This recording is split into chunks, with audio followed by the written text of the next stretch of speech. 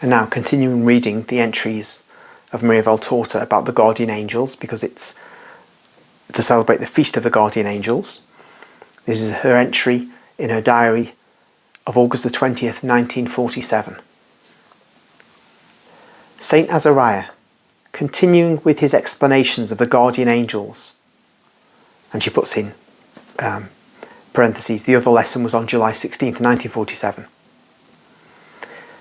He says, another action by the guardian angel is to be constantly and wonderfully active in relation to God, whose orders he listens to, and to whom he offers the good actions of the person being protected, presenting and supporting his entreaties and interceding in his afflictions, and in relation to the human being, for whom he acts as a teacher, guiding along the straight path without pause through inspirations, lights and attractions towards God.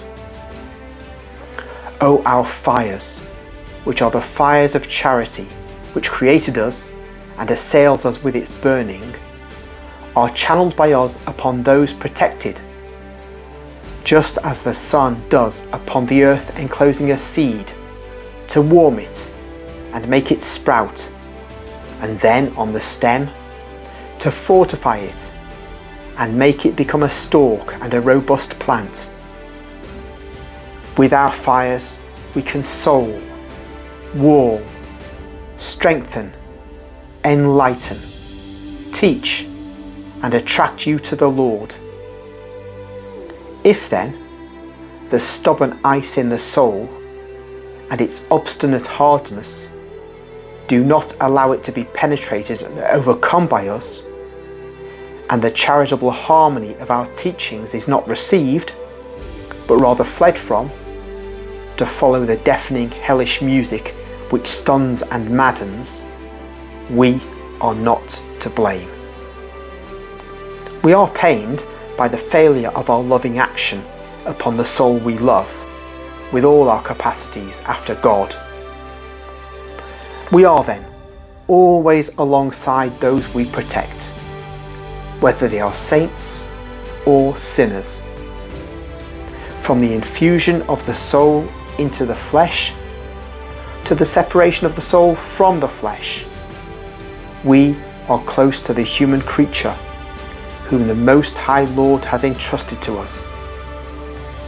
And this thought, that every man has an angel at his side, ought to help you to love your neighbours, endure them, and receive them with love and respect, if not for their own sake, for the sake of the invisible Azariah who is with them, and, as an angel, always deserves respect and love.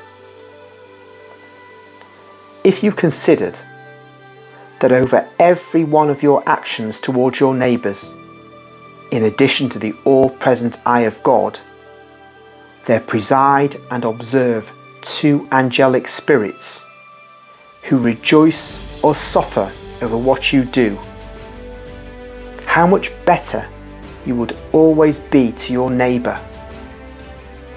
Consider, you welcome and honour persons or you mortify them. You help them or you reject them. You sin against them or you pull them out of sin. You are instructed by them and instruct them. You benefit them or are benefited by them. And two angels, yours and theirs, are present and see not only your manifest actions, but the truth of your actions. That is, if you perform them with true love or pretended love, or with resentment or calculation, and so on. Do you give alms? The two angels see how you give them. Do you fail to give them? The two angels see the real reason why you do not. Do you provide hospitality for pilgrims or turn them away? The two angels see the way you do so. They see what is spiritually true in your action. Do you visit the sick? Do you counsel the doubting? Do you comfort the afflicted? Do you honour the dead? Do you call those straying back to justice?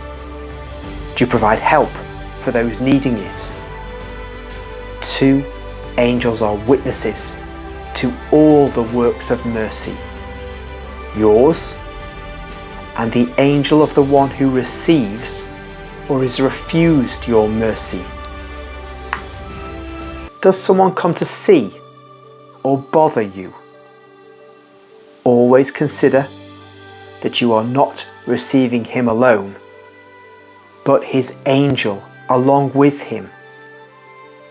And always show charity then, for even a scoundrel has his angel, and the angel does not become a delinquent, even if the one he protects is. Receive anyone with love, therefore, even if it is prudently reserved love, on the defensive, even if it is a severe love, to bring your neighbour, when he visits you, to grasp that his conduct is reprehensible and causes you pain and must be changed. Not so much to please you as to please God. Welcome people with love. For if you turn away the man who is a nuisance to you, or undesirable, bothersome at that time, or someone known to be wicked, you are also turning away the invisible but holy guest who is with him, and who ought to make every visitor pleasing for you. For every neighbour coming to you bears into your home or to your side the angel who is his guardian. Do you have to live with someone you don't like? First of all, don't judge. You are unable to judge. Man only very rarely judges with justice. But even when judging with justice, on the basis of positive elements examined without preconceptions and human acrimony, do not be at fault in charity. For in addition to your neighbour, you will be committing a fault towards his guardian angel. If you were able to think this way, how much easier it will be for you to overcome dislike and resentment, and to love, performing the works which will lead Jesus, the Lord and Judge, to say to you, "Come and sit at my right hand, blessed one." Come on, a little effort, an ongoing reflection at all times. This one, to see with the eyes of faith the guardian angel who is at the side of every man, and always act as if every action by you were being done to the angel of God, who will bear witness before God. He, the guardian angel of every man, I assure you, will say to the Lord in union with yours, "Most High, he was always faithful to charity, loving you in man, loving the supernatural world in creatures, and because of this spiritual love, he endured offences, forgave, and was merciful towards every man in imitation of your beloved Son, whose human eyes, though gazing at his enemies, saw the angels, their afflicted angels, at their side with the help of his most Holy Spirit, and honoured them, helping them in the attempt to convert men, to glorify you, Most High, with them, by saving as many creatures as possible from evil. I want you that rejoice because the Lord on coming here finds an additional angel to worship him. In the same way as you believe in the presence of the angel of the child in the womb, to believe in my words and act towards all who come to you or with whom you have contacts of any kind, as I told you to, thinking of their guardian angels, to overcome weariness and anger, loving every creature with justice, to do something pleasing to God, and serving to honour the guardian angel.